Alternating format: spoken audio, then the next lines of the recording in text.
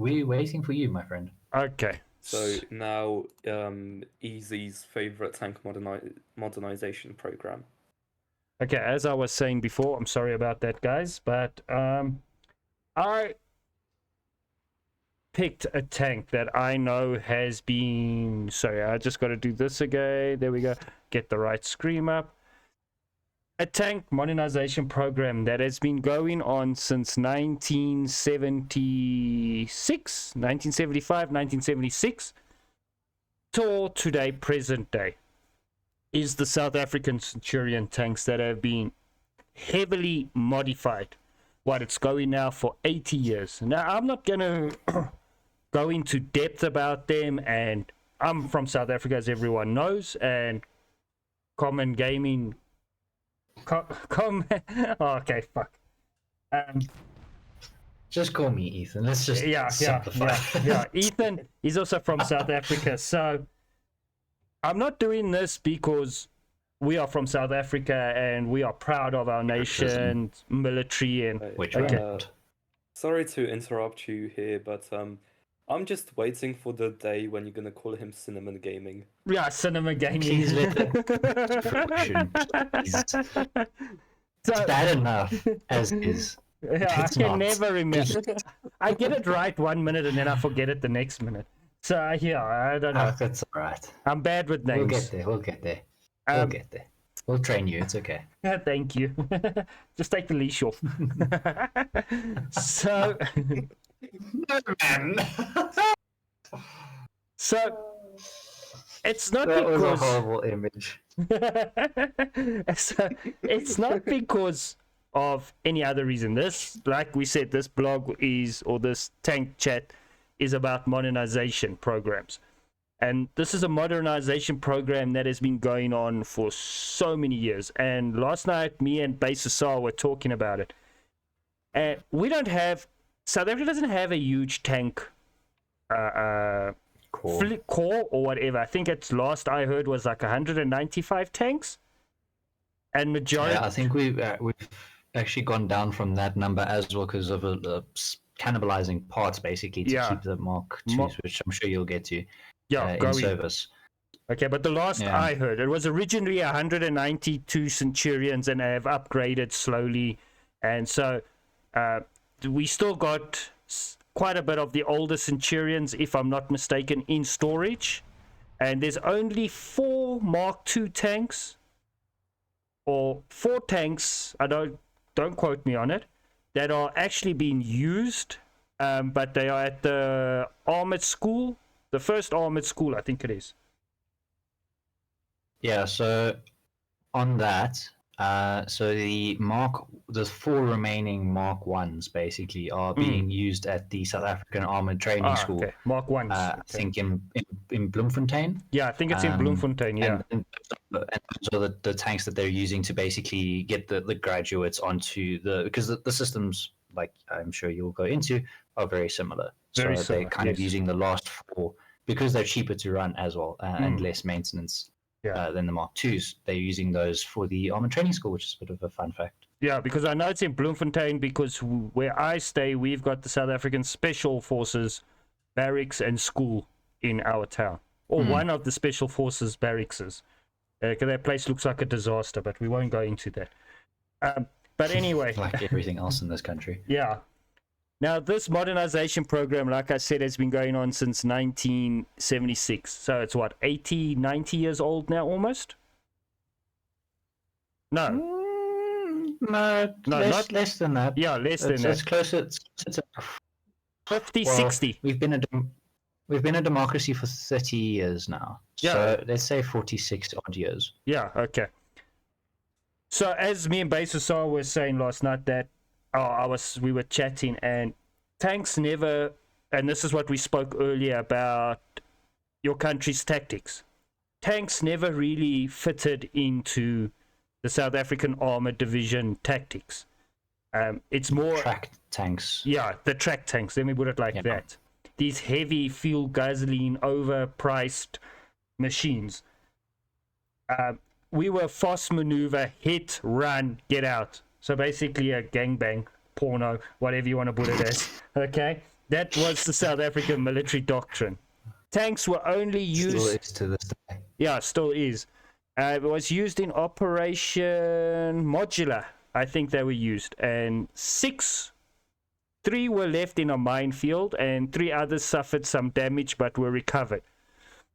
That was, I think, the only time we ever used the olifants in battle. But the Eland and your Rottle 90 were able to knock out the T-55s, T-54s that we were facing against in Angola, the Cubans and the Angolan forces. Yeah. But coming back to this thing is that South Africa received the Centurion hulls because of arms embargo and the English. And they had the Centurions, but then they became, as everything becomes obsolete after a while, so they decided to upgrade it. Out of the original Centurion, only I think 20% of the original parts were still kept. You can correct me on that. As far as I remember, it's 20%. 80% of it was changed out. That was in the Mark 1 variant. In the Mark 2 variant, the only real change that came to it, the Mark 1B, was the real change there that came in is they bought the M60 Patton V12 diesel engine. Don't know how they got it. We don't ask too many questions. Many various things. South Africa, we don't ever ask questions on how we acquired things. Yeah. So we don't ask questions. So they got their hands on, I can't remember how many, I was told before. It was quite a few. I think 24 or something along those lines. And that they changed in the Mark 1B variant. But further, the Mark 1 and the Mark 1B was exactly the same except for the engine. Then the Mark 2B also received basically just more armor. I think this is the Mark 2B I've got in display here. No, this is the Mark 1. Sorry. Let me just make sure. Sorry, guys. Yeah, here's the Mark 2. So basically what the Mark 2 received was they tinkered with the engine. That gave it a bit more extra horsepower. I think it was about between 60 or 80 HP, gave extra. And they just upgraded some of the armor, like, on the cheeks. They added composite armor. Yeah, adding an ERA. Yeah, ER. And they changed the upper glaciers a little bit. And they gave this the driver over here also a bit more better optics, and they gave him his own little bird cage. So not much changed, but yeah, that was basically it. It just received better optics. They tried to just make it a bit more safer and a bit more battle proven, or just a bit more if it was ever needed to draw them out. So that was the big change on the Mark II. But then you come to the Mark IIB. That is where and it's not in War Thunder yet. It's actually doing injustice to the South African Olifant tanks that they don't have the Mark 1. Got the Mark 1, but they don't have the Mark 1B and the Mark... racism. Yeah. That was where the big change came in. And that is where a lot of stuff actually changed up for the Olifant tank. You could actually say the TTD is like the Mark... Okay, that was the last variant, but a lot of changed on that thing. I mean, I think the Mark IIB, if I'm talking under correction, can be swapped out with its 105 L7 gun, can be swapped out with a 120mm smoothbore gun. It's a field modification that they can do. They changed the whole turret. You would actually see the whole turret is actually completely designed. It was modular. Yeah, it was never built, but it was a test bed. Like South Africa does everything. We pay engineers millions. They design something for us, then we go put it on a shelf. And we never use it again. Yeah, that's how. Never use it again. Yeah. Never. So that one was quite a big step forward with electronics, gun, ammunition, engine, body or armor on the whole and everywhere. It was a huge improvement over what was existing. But because South Africa's military doctrine, like I was saying to Basasar last night, is like America and Russia use their nukes as deterrent. We like show these 1965 tanks off. Look, we've got this. This is deterrent. So our military was never. We've got the logistics, or we had. I don't know how you want to put it. To work with them. I mean, they had fuel trucks and everything that was specially built to work with the tanks. But because of the doctrine of fast in, hit the target, destroy it or whatever, get out, the Rooikat and the Elands, which the Elands have been replaced, but there is calls under the new military doctrine for the African Union to bring the Eland back into service for peacekeeping missions, because they are saying the Rooikat is a bit big for the AC-130s that we are using to transport them around. So they want something a bit smaller and a bit nimble. So there is calls for them to bring it back. Don't know if it will ever happen. I just saw that article. But I think it would be interesting if we had the Elan 90s come back, because it's a very capable weapons platform. Very, very, very. And it's, I mean, if you can get one Rooikat or two Rooikats, let's say, into an AC-130, you could actually get 4 Elands, maybe even 8 if you're lucky. Yeah. Into a 130, because those things they're really small. Look, I mean, the armor on that's questionable, and I think that's where the Rooikat kind of takes over, is the survivability of the crew on the Rooikats are a lot better. But hey, but you see situations for different needs, You see so quick little Rooikat rant here. So when it comes to like the overall survivability of a South African MBT versus something non-tracked, it's all about the survivability onion. So in South Africa, if you look at the terrain, there is a lot of sand. There's going to be a lot of dust and things like this. The first layers of the survivability onion are all about stealth and visibility. And when you're going to be, and when you're in the vehicle, that's going to kick up a lot of dust. So, yeah. So then the next layer after, don't be seen is don't be hit. The Olifant does that well. Yeah, the Olifant, it's a Centurion. Like that armor on the hull, it's obsolete. Like, let's call a spade here. So don't be hit. Then then the Rooikat is extremely fast. It's also like pretty survivable if you look at if you look at its armor, like it won't survive a direct hit, but everything else, oh yeah. And I think like there was this situation once where there was a Rooikat which lost 3 wheels, and the thing kept driving, went back to base and repaired. Yeah. And I think also, Easy, you mentioned doctrine and deterrence. And I think this is something that unfortunately is as wonderful as what the Olifant modernization program was, especially to the 2B variant. I think for us, and you mentioned this as well, I think for South Africa, given our strategic location, we kind of orient ourselves on the premise of being able to almost hit first. Yes. Yes. Our Rooivalk is our main attack helicopter, for those who don't know, is a very fast helicopter, and it's also exceptionally capable at surviving not only direct hits, but it's also one of the most highly rated attack helicopters in terms of surviving elemental things. So, like Hassar mentioned, there's a lot of sand in Southern Africa, and the Rooivalk operates exceptionally well in this condition, and in extreme heat and just general survivability against the elements. The Rooivalk excels at, and the Rooikat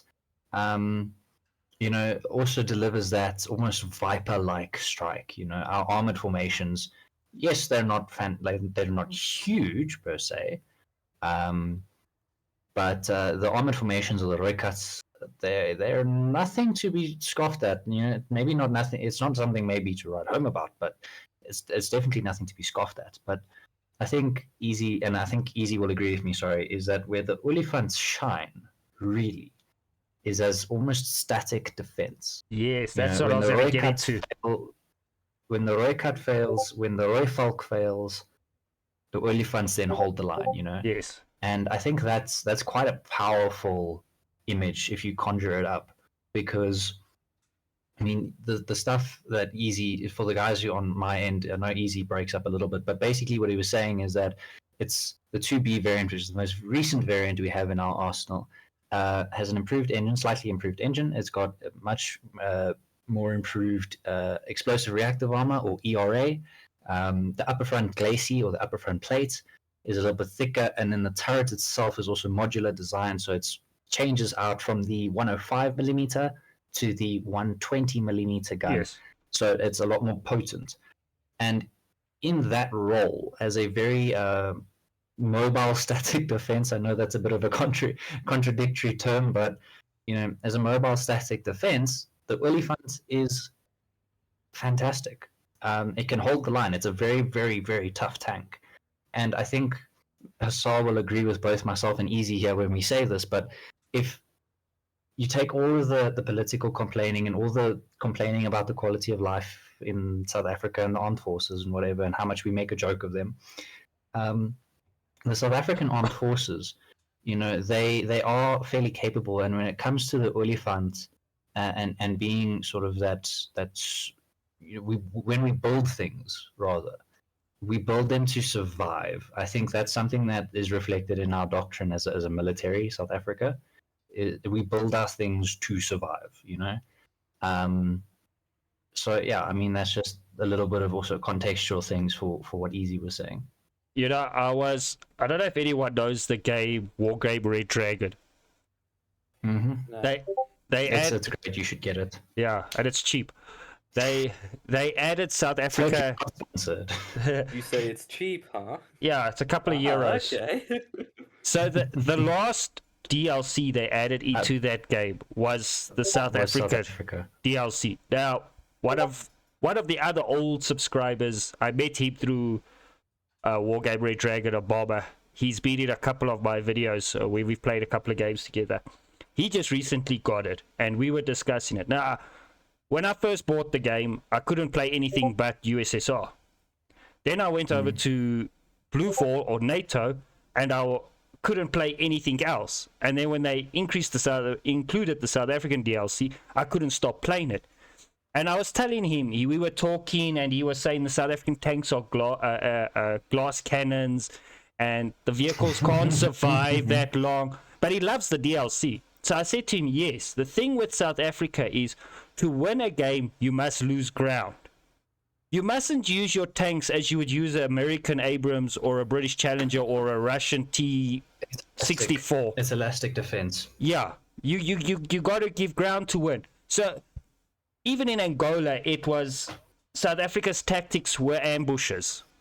So the shoot and scoot tactics. Yeah, they would. Well, that's basically it. Yeah. So with South African doctrine, and this is just a little bit more context. So with our doctrine, for South Africa, I mean, our doctrine is we smash through enemy formations as rapidly as possible, exploit that breakthrough. That's why a lot of our vehicles are not tracked. Yes. Simply, firstly, the terrain doesn't. It's not viable for tracked vehicles, and also the distances are not viable for tracked vehicles. Tracked vehicles also tend to have a high survivability against mines. That's also another thing that counts in their favor. And also they're faster. You can exploit breakthroughs a lot quicker. And I mean, most of our mechanized brigades, I think Easy, you can correct me on this, but most of our mechanized brigades use trucks, which is kind of stock standard, but also are supplemented by Rattle APCs. Yes. And I mean, like the Rattle APC, I think that's a whole other video. Yeah, I agree. Because that the modifications of that thing are ridiculous because they just never seem to run out of bloody ideas. But The newest variant is quite nice. Yes, that is very, very nice. But the Roycuts break through, then the Rathels and trucks follow. The Olifants kind of hold the line. But with South Africa, what happens is once we've taken ground, we establish supremacy in that area, and then we wait. And we wait until you decide to attack us, and then we appear to give up that ground. And once you find yourself in a complacent situation or a situation of falsified security, then you get absolutely smashed by a force of very rapid, very fierce, and very aggressive armored vehicles and infantry and helicopters. So that's essentially what the doctrine. And unfortunately, again, coming back to the Olifant, the doctrine doesn't quite suit that style. But that being said, it doesn't mean the Olifant doesn't work. Yeah, agree with you. It does work. It's for its role. You guys there?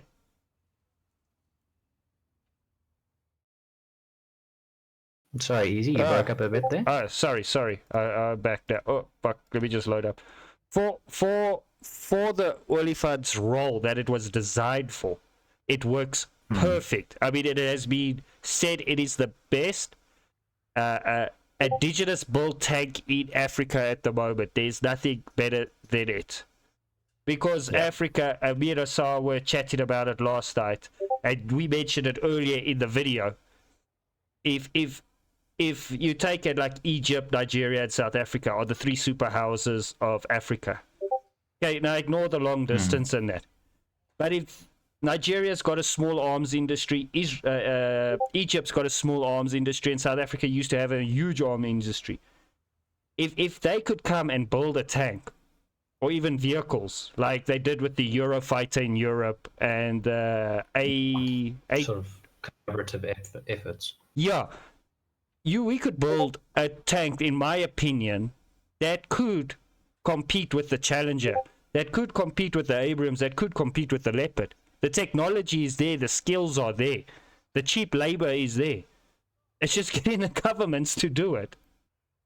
And the resources. I mean, we're very blessed. Yeah, So the Olifant does the job, but the modernization, how long are we gonna still modernize this 50-year-old tank? How much more can this chassis already take? Because they say more than 50. The Centurion came in and the Centurion 1945. Yeah, it was the Mark about 80, 70 years. Yeah, it's the Mark 1 variant that we're building on. Yeah, no, like that's sheesh. So but, I mean, 20 more years and it will be a century-year-old design. They already that would be quite cool. They already Centurion Mark, whatever. Yeah, the Mark 69 variant. Imagine if it pops out, and it just kills the Leopard 3 or something. But it's already got big problems. That would be cool. Because they're saying the suspension is taking a heavy toll with all the last variant, the Mark II. It's taking a hell of a strain on the suspension. So you don't want your suspension collapsing or breaking when you're in the middle of a gunfight. I mean that's pointless, especially in Africa.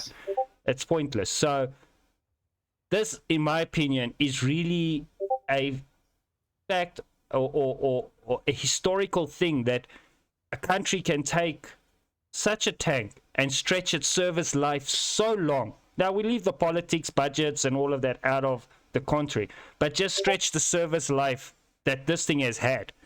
Yeah, it hasn't seen much action as well. Yeah, and the effectiveness. It is actually a bloody achievement, in my opinion. I mean, I'd like to see Europe take the Leopard and extend it to like an 80-year-old design, or the Abrams, and stretch that service life out so far. I don't see how further they can go with it, but it amazes me whenever anybody talks about the Olifant and the modernization that it's gone through from this simple tank that was designed to kill panthers and tigers today to be one of the best MBTs in Africa. It is astonishing to see this thing actually do that. So that's basically my rant over. It's just on the Olifant, and it's long, very long. It's time for pension. It's long service life that it's had, and the evolution it's gone through. So if you guys want to add anything? I think if you don't mind, I think when it comes to the Centurion, and well, I say the Centurion and the continuation of the Olifant at that, I think, with South Africa, especially the armed forces,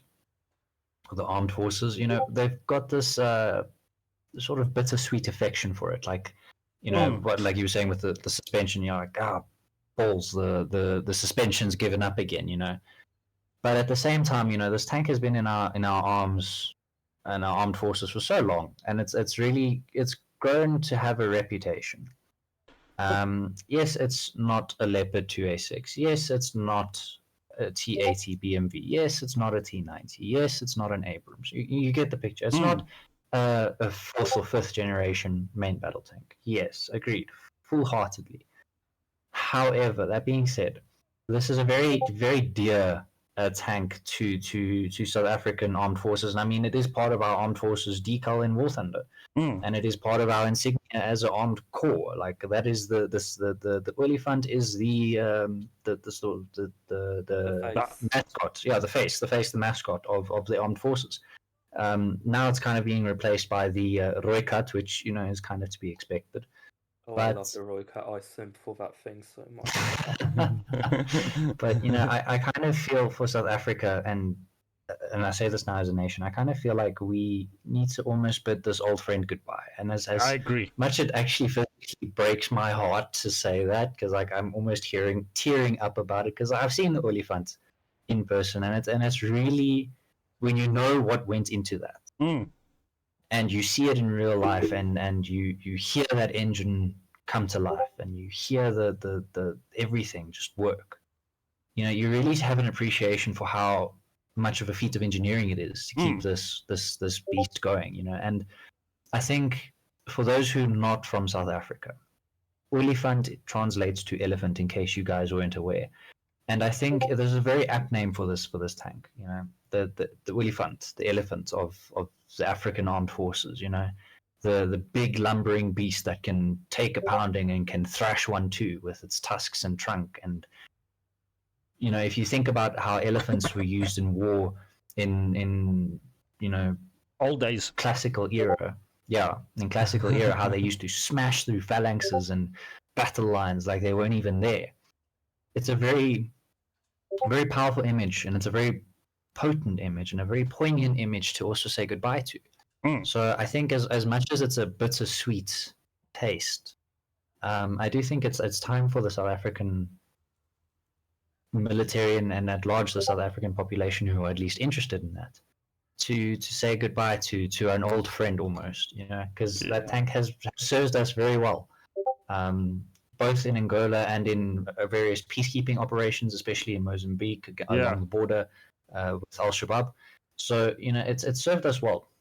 But again, the question that Easy raised, and it's a very valid question: how much longer can we stretch these modernization programs? And I think that kind of almost brings into light the crux of this episode is, modernization programs are great, but they're also very limited. They're a very stopgap measure, and I mean we see that with the Chaffee that Hassan mentioned, with the 2A6 that I've mentioned. Yes, it is almost a brand new tank, but that's also a stopgap. There's going to be a point, and this is what the British have arrived to with the Challenger 2 going onto the Challenger 3 design. Yes. There's only so much you can put onto a tank, and so much you can only put onto a chassis.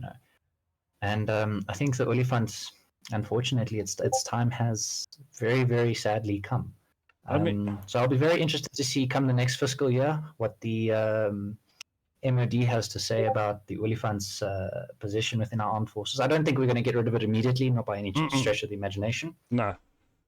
But I do think it's going to face a very similar fate the Eland 90, where it's going to be slowly phased out and eventually just wholesale not be there, which is a little bit sad actually. It makes me quite sad. If you look, me too, bro. I'm feeling patriotic for a country I have never been to. Well, you're welcome. Well, if you look at the Eland's history, it was phased out. The Olifantskan normaal walk the same way. And I was reading a news article about a week or so ago. They are looking for to upgrade our Roy Volks, and there's only 12 in service in the South African Defence Force. They are looking now already to start upgrading it, a modernization program for it. So it's a common trend with us to push something to its limits of it, so it can't take it anymore. I mean, the only thing I haven't seen us do that with is our Navy and our Air Force. The Navy, when the ships got too old, they replaced them. The Air Force, the same story. So, it's actually, it is time for us to let go of this beast. I mean, the G6, same story. We upgraded it to the G6 85 now is the last modernization of it. How long are we going to push these vehicles and platforms? These platforms. It is, the Olifant has shown, and this is what I still say, and I stand by it till today. I'll die saying it. It should be one of the best tanks in War Thunder, but unfortunately, Gaijin hates it because it has proven itself. Not you just take out the Olifant. Just go to the Centurion. Korean War. It was all over the place. It proved its value. So it's a beautiful tank. It's a beautiful beast, and I'm proud to say I'm a South African. If I have to stand next to this thing, but I do agree with Ethan. So much. I do agree with you. Look, I mean, time has come to put this thing to sleep now. Yeah, unfortunately. I think that a cool way of letting the tank go is like decommission all of them except one, and get some T62 or T55 you have lying around, and just with the last one, give it that last confirmed kill of another MBT, and then decommission it.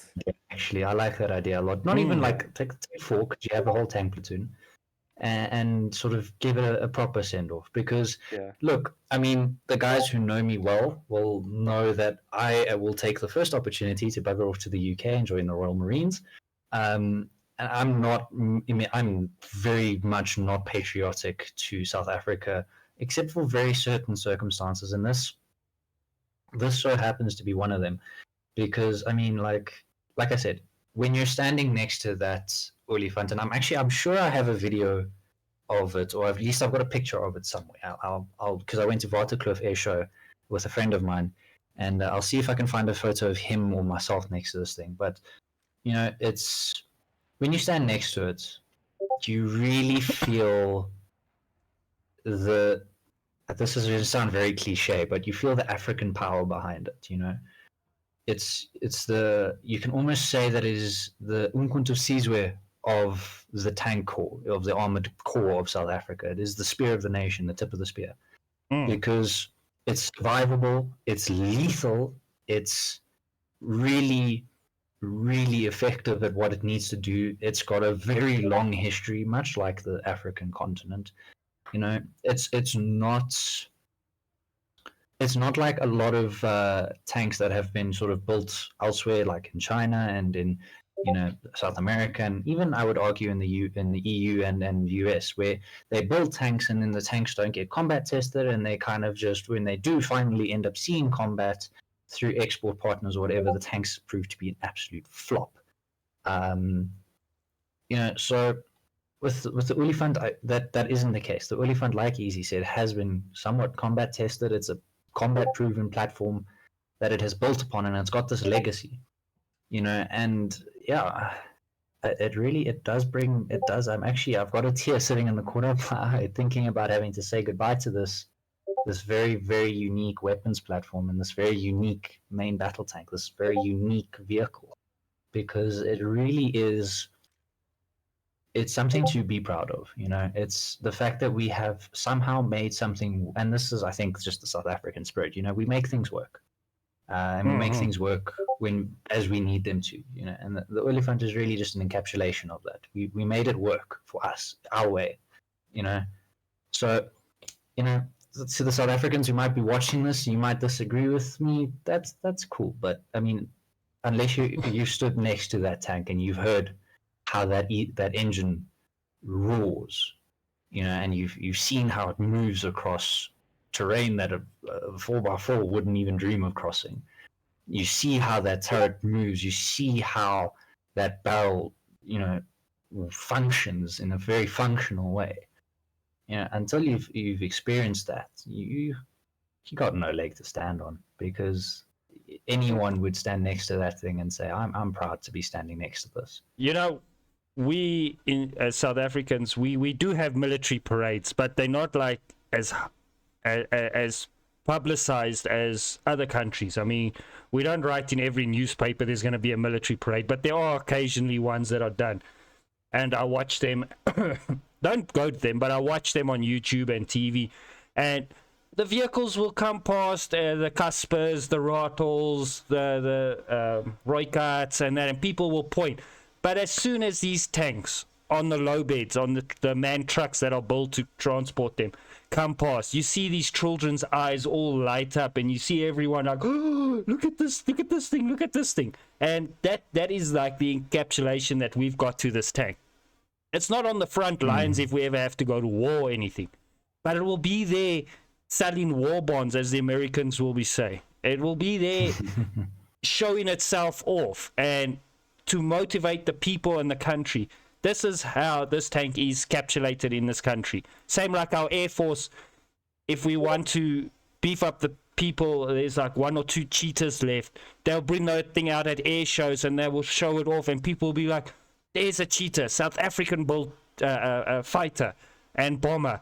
Yeah, we can say we made that. We made that. The Roy Falk also, when it comes out, people are like, oh, look at this thing. You'd think like, yeah, something funny is happening, but it's just the prideness that went into these like 3 vehicles, you can say, the Olifant, the Roy Falk, and the cheetah.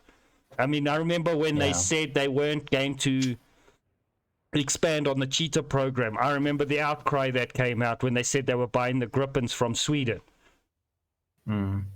So yeah, it's just one of those all machines from this country. Like, most people go all gaga about the Abrams. We are like, oh yes, the Olifant. You know, it's just. And also, I think also easy. You'll agree with me here.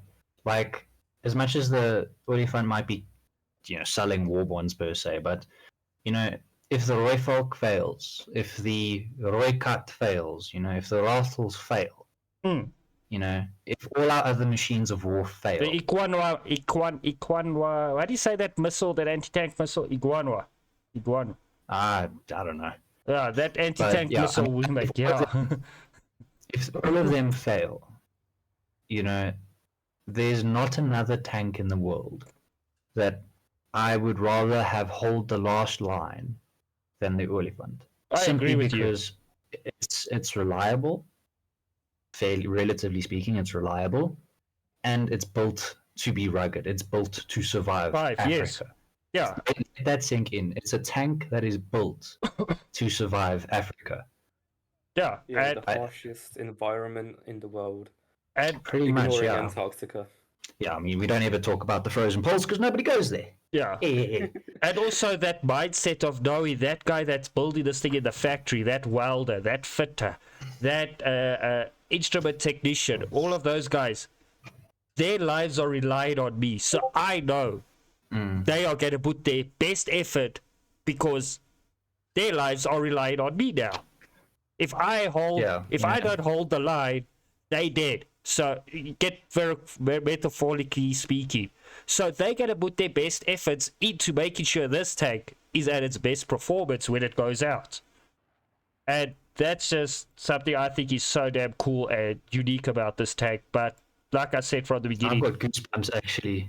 But I think we've gone a bit off topic here. Yeah. Shame. Sorry, Hassan. But and that's the three tanks. We've got the modernized version of the Shafi from Norway and Chile, from Hassan's perspective, which, in my personal opinion, should be added to War Thunder for Sweden. I agree. Hashtag Gaijin. I hope you block listening. From me, it's the Leopard 2A5 to the 2A6 variant. I was originally going to do the Olifants, but Easy beat me to it.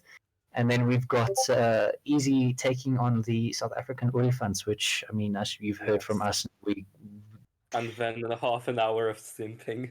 Yeah, well, I mean, can you blame us? Let's be honest. Can you blame us? No, We're proud. I can't.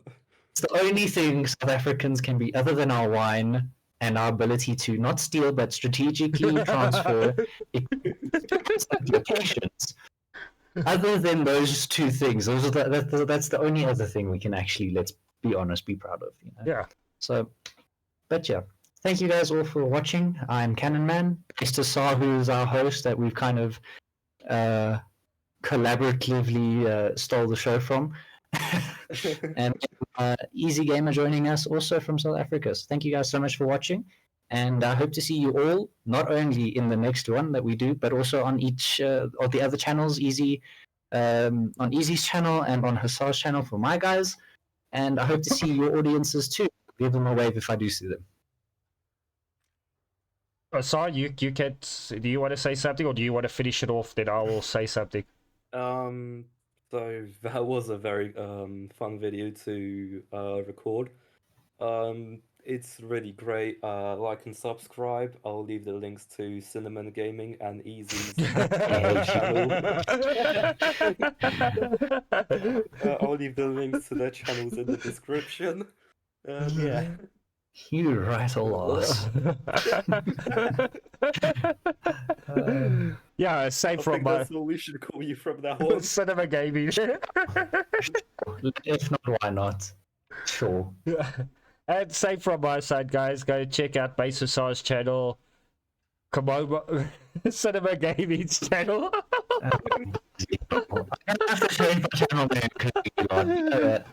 And don't forget to give a like, share, and subscribe there, please, man. And we are planning to do more of these collaborations. We're also planning to do a War Thunder weekly with a couple of people as well, which are quite knowledgeable on War Thunder. I think got more knowledge than me, but yeah, my 5 cents counts for sometimes something. So we'll be about a 5-man crew in those podcasts. Keep an eye out for them. There will be links in my channel. I will make a separate playlist that will be called War Thunder Weekly. I don't know about the other guys. I presume they'll also do the same. Yeah, most likely. Yeah, so yeah, that's about it. But check all our channels out and give us a like, comment, share. We also want some of that YouTube money. It would be nice. It will be a big help. Please, I'm broke. We spent a lot of money on War Thunder. It's gotten so bad that we have to sell our houses. We need to our addiction, please. I've already given my firstborn child to the snail. I don't have more to give. Give me money. Make another child, come on. But then that's my second-born child. That doesn't count. Child is child. Sacrifice is a sacrifice. So, yeah. Okay, guys. Yeah, Thank you. That's all I've got to say on the matter. Yeah. So Goodbye. Easy will go back to mispronouncing Cinnamon Gaming's name. I need to go. Gaming has some stuff to do, and I'll go back to change to my anime women. I have to change my channel now and everything. God damn it! I'll put links to everyone's channels. And Hassan, you don't have a Discord yet, do you? No, I'll just use yours. Do you want me to set one up for you? Nah. Yeah, set one up. People like the Discords. One anyway. No. I like Easy's Discord. Oh, okay. Even though not much happens there. You know, I'll be just like the dude living in his Discord's basement. That's beautiful. Yeah. Okay, so I'll link a link to everyone's channels and everyone's Discords in my video as well. You guys can check it out, but I'll be releasing this tomorrow, not tonight. Yeah, Guys, I'm I also. think we're gonna create the world record for like longest outro now. And it's just easy. I stopped recording a long time ago. All right. Goodbye. Sleep easy. well. See everyone. Bye. Do you guys want to play some more Thunder together?